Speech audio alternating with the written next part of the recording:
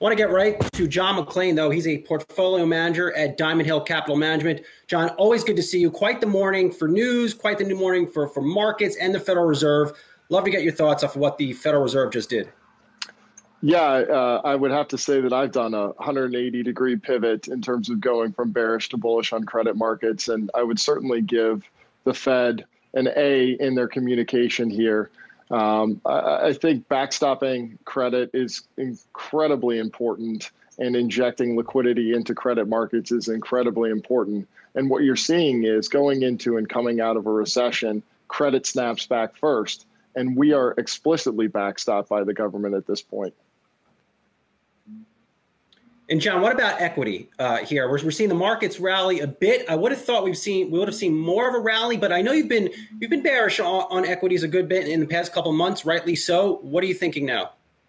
Yeah, again, I continue to be bearish in terms of valuation perspective on a go-forward basis. I think I would certainly take the under on 125 for 2020 EPS out of the S&P 500 here.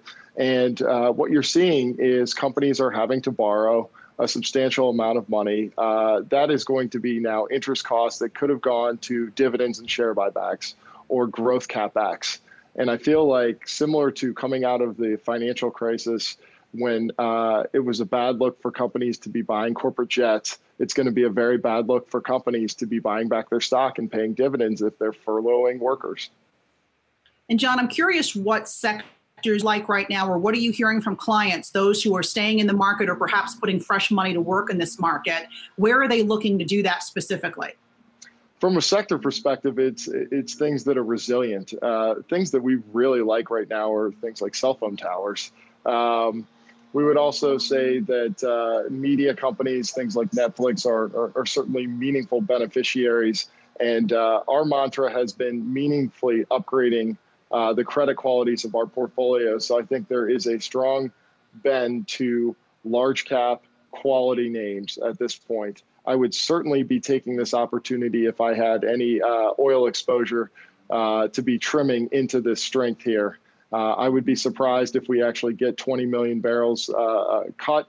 But even so, we're still facing very large oversupplied market. And I do think that oil is going to trade at cash cost sooner rather than later. You know, John, maybe you could break this down for us. For companies that thrive on cheap debt, like you just mentioned, Netflix, what the Federal Reserve just did this morning, what does it mean to those types of companies? Their borrowing costs are almost back to where they were before we entered this really challenging point in time. We're seeing such a strong snapback. I'm seeing investment grade bonds trading 50 to 70 basis points tighter than where they were yesterday. High yield bonds trading 5, 7, 10 points higher. While we're not fully back to where we were, we're getting there at a very rapid clip. And, for companies in the high yield market, there has not been very much issuance. The investment grade market has really been where we've seen the issuance and where those companies will bear a little bit extra interest costs for a period of time. But it has been about liquidity in this market. It has been about surviving, this unprecedented time. John, do you agree with Chairman Powell's assessment? We heard just a few moments ago that he believes that when we do come back from this, we can have that V-shaped recovery and that it will be, in his words, robust. No, I don't. I think he's optimistic here. I think we are going to have a long U-shaped recovery. Again, I think we will recover, and I do agree that we will come out of this longer term robust. But adding this extra debt is similar to what we saw coming out of the financial crisis. Banks had to delever.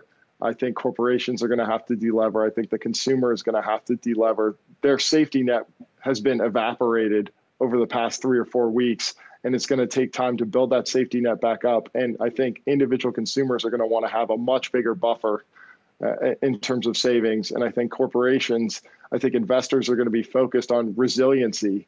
It's not going to be just-in-time supply chains. It's about how resilient is your supply chain? How redundant are your operations? All right, John McClain, portfolio manager at Diamond Hill Capital Management. Always good to talk with you.